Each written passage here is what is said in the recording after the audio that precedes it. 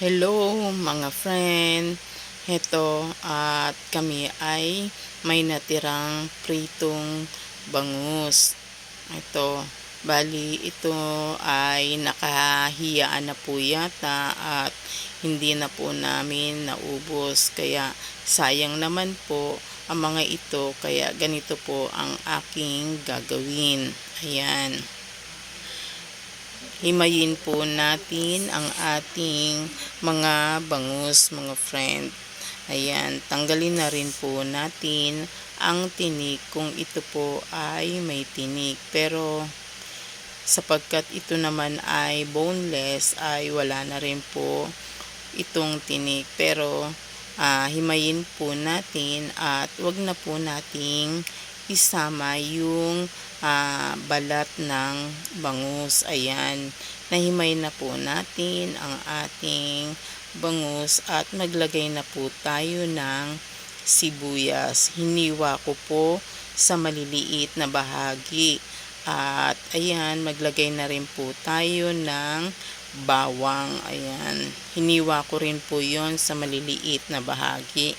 Meron po tayong carrots. Ayan, malinis na po yan at nahugasan ko na rin po. Gadgaran po natin ng carrots ang ating bangus. Bahala na po kayo sa dami kung gaano karami ang ilalagay ninyo pong carrots. Ayan, at lagyan ko po ito ng carrots para maging healthy naman po ang ating gagawin.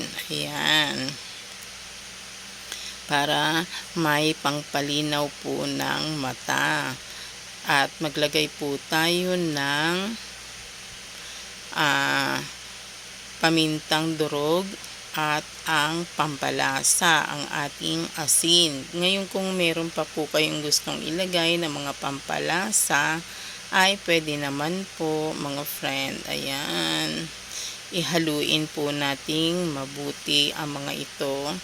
At ayan, maglagay po tayo ng itlog. Ayan, at eto po, ayan. Ayun, bali sinisilip ko po kasi kung yung itlog ay okay po.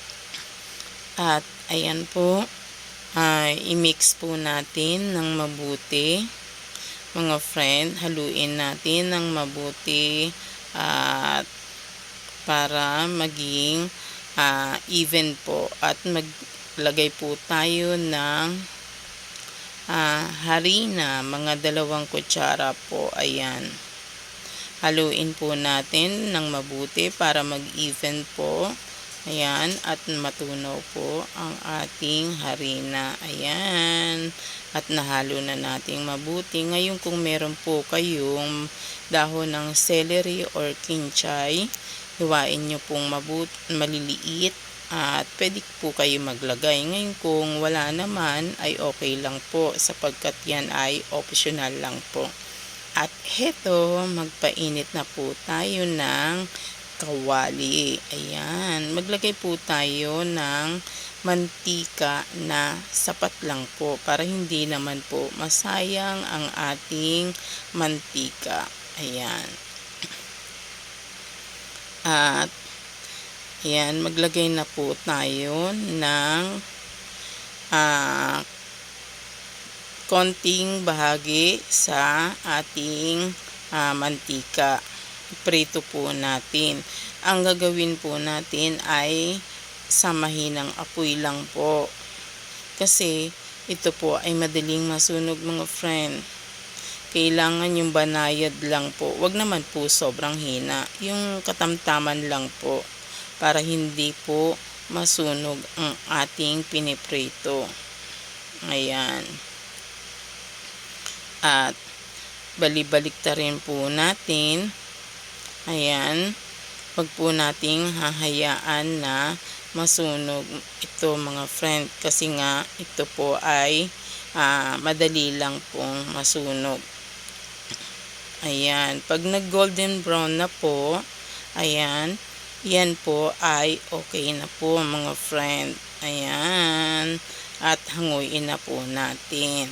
Ayan, ito po ay pangalawa na po. Ayan. Bali marami din po tayong nagawa. Heto na. Ready na po ang ating ulam at ang ating sausawan ay toyo na may suka at bawang. Ayan po. Tara, kain na po tayo.